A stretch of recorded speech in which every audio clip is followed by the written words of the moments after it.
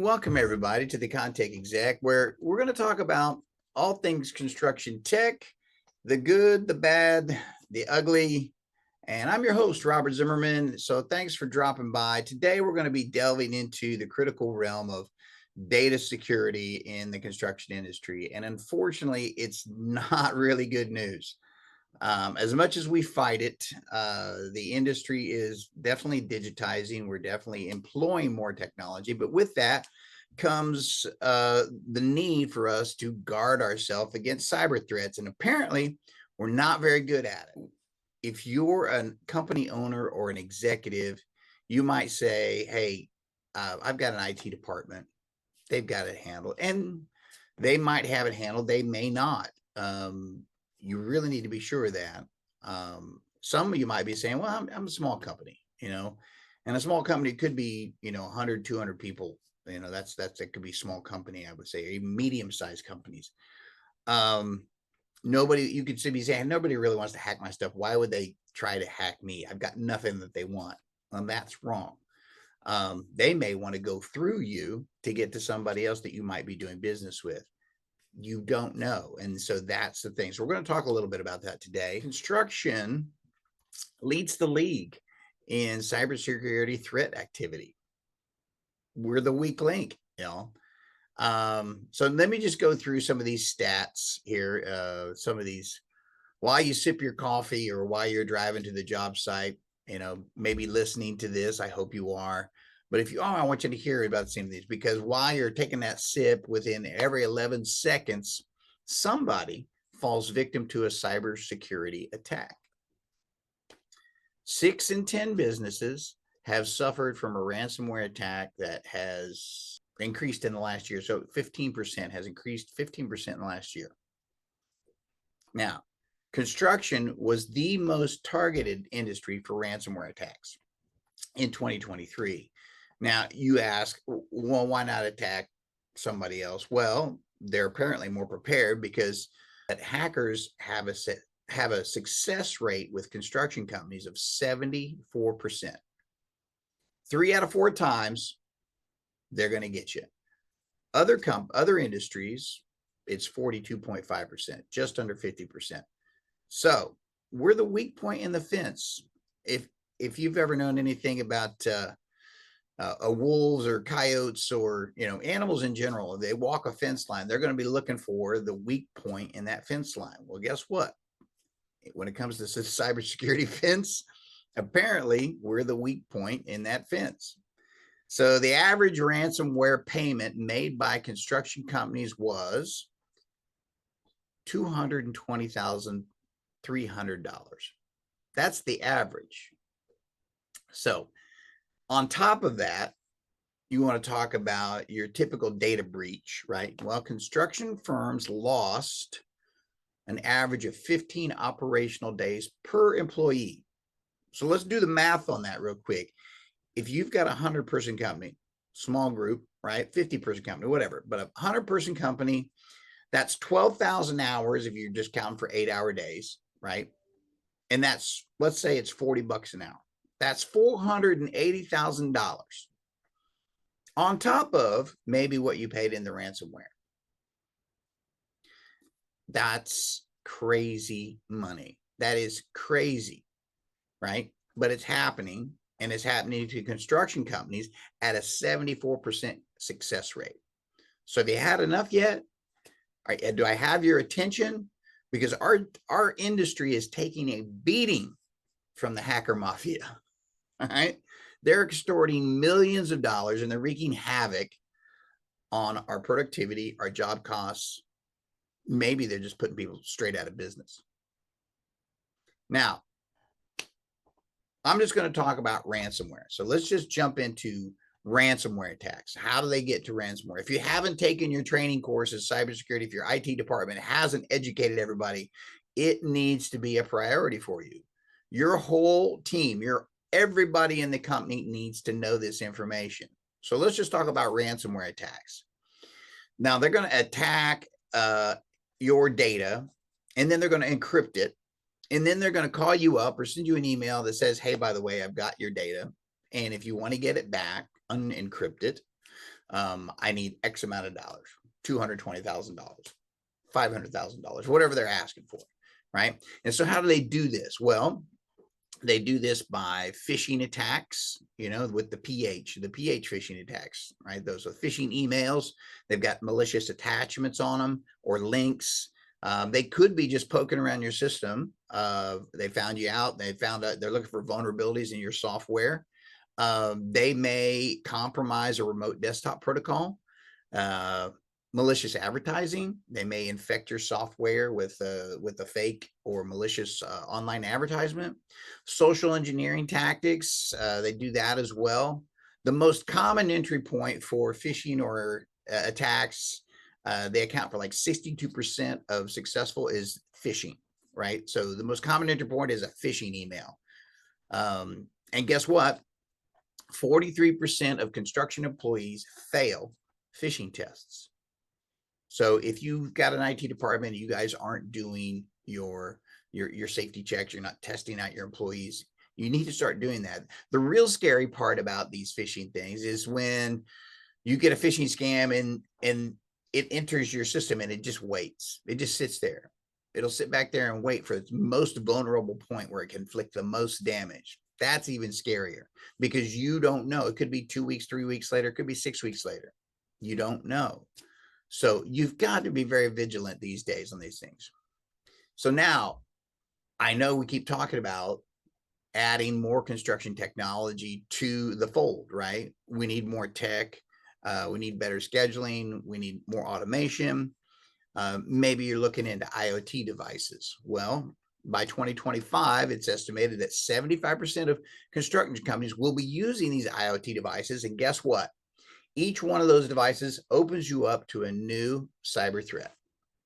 And you say, I have no idea what a IoT device is. Well, IoT stands for Internet of Things.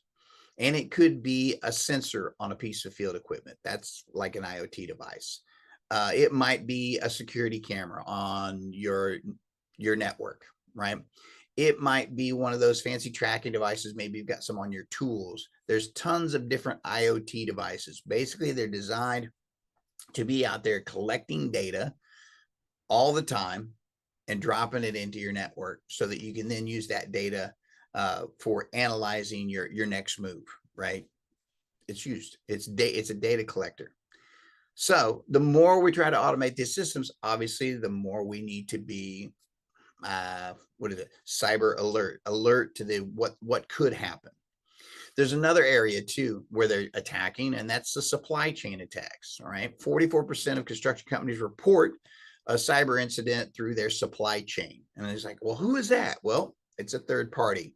Maybe you're using several different softwares. Maybe you got a third party vendor somewhere who is a supplier, has weaker cybersecurity measures. So you might be the third party vendor, as a matter of fact, right? You're working as a sub for some other bigger company. You're into some network somewhere. They've dropped you in. I don't know. Hackers begin targeting third party vendors because they've got weaker cybersecurity measures, right? So they exploit the software vulnerabilities. They use stolen credentials to gain unauthorized access. They may deploy malware through a phishing attack, right? So they'll use your vendors to get to you. Common tactic for this is a software update. It's really simple. They inject malicious code into legitimate software updates, right? So they gain access to a software vendor's development environment. They insert malware or backdoors into that software source code. And then the compromised update is then distributed to customers who unknowingly install it, right? There needs to be practices in your company that prevent these kind of things. A great example of this, SolarWinds was attacked in 2020, where attackers embedded malware into the Orion platform updates, and it affected around 18,000 different organizations. This is real stuff here, folks. So they can also attack your hardware components, right? They can insert malicious chips into firmware. if they get access to your stuff, that be intercepting or tampering hardware during shipping, compromising the supply chain of hardware components. 2008, European law enforcement was uncovering a sophisticated credit card fraud ring that inserted untraceable devices into credit card readers manufactured in China. They're finding several different ways in order to get to this. And the only reason, obviously it's driven by money. Now, there's also insider threats, meaning you may have hired somebody or had a previous employee that has access to your data. And they pose a risk. Yeah, they account for 30% of all data breaches. Employees and contractors, people that work for you, they account for 30% of all data breaches. Industrial espionage. The construction industry loses about $1 billion. That's $3 for every person in the United States. So basically, it's like buying 1 gallon of gas for everybody in the U.S. But they lose about $1 billion annually to intellectual property theft. Did you know that Oracle is actually suing Procore for theft of trade secrets right now? This stuff is happening, and it's happening at a very big rate in our industry. All right. I'll put a link to that lawsuit. You might find that interesting in the comments. We've also got platform integration, right? We keep talking about adding tech to our construction world. On average, companies use 14 different software solutions, right? So this complicates that landscape. So data integrity becomes harder to be maintained across integrated systems. Inoperability issues can arise when one platform is compromised. As I was saying before, they look for the weakest point. So if it takes this part down, it might try to take the other parts down. So each connection point between systems represents a potential point of entry. And then the complex supply chain introduces additional vulnerabilities. Compliance with data protection regulations is becoming more and more challenging as we move forward, and you need systems in place in order to protect yourself. 68% of construction firms report difficulties with even having a system that protects them. And you might say, how does this relate to me? Right? Well, look, if you've got folks in the field, right, that have digital tools, they may have poor passwords. They might be sharing those tools with other folks. There might be phishing scams via their email. They may have an unsecured internet content piece. They may be looking at things they shouldn't be looking at on the internet. They, in the office, of course, you've got your email, you've got all your different software systems, personal emails on business computers. You got phishing scams. You've got memory drives, thumb drives that are, poked into something. Somebody can steal your information that way. They can add malware to your system very, very easily. They're automatically connected to your network. Several different ways that this can happen. So the current solutions that are in the efforts right now are, hey, you got to train your staff. You got to train yourself, and then you got to train your staff. You got to know these things. And you got to implement a comprehensive cyber threat security tools. You have to.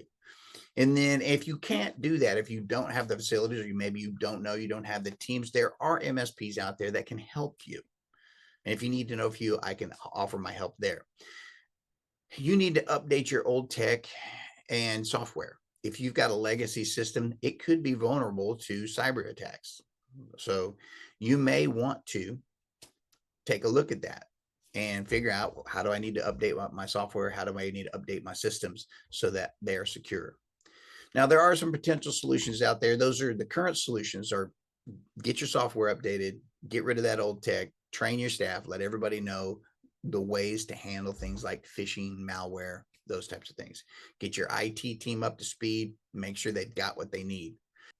In the future, we may see things like a blockchain as a potential solution to getting rid of these threats, because a blockchain will create tamper-proof records of all transactions and data entries. It offers decentralized data storage, meaning that single points of failure aren't going to affect the entire system. It uses advanced cryptographic techniques to secure the data. It also allows for granular access to controls and permissions. A lot of things about blockchain are good. 75% of construction executives believe that blockchain will play a major role in the industry's future. I do as well. You can go way down a rabbit hole with the blockchain technology, but we won't talk about that here. I really just kind of wanted to talk to you today about your cybersecurity, letting you know how important it was, share a few statistics on these things. But here's the truth. If you have work applications on your phone, or you've got them on a tablet or laptop that you're carrying around between here and home, you are now part of the cybersecurity protocols 24/7, right? You are responsible for your portion with that device that you're carrying around. Here's the next truth. This problem's not going to go away anytime soon, right?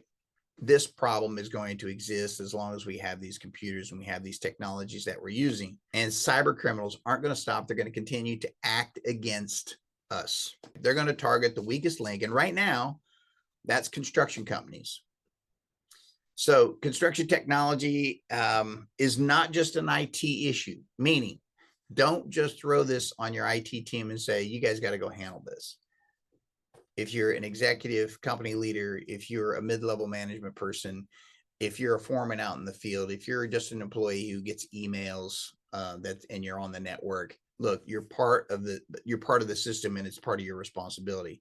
So each part of your organization affects or could have a giant impact on your operations day to day. So cyber attacks cost the construction industry nearly $5.2 billion. Let's put that in context. $5.2 billion annually. So prioritizing your data security it's not an option. It's essential. Not only protect you, but to protect your clients, and also protect your clients and your bottom line. Now, I'm sorry, but that is kind of the bad and the ugly of construction tech this week.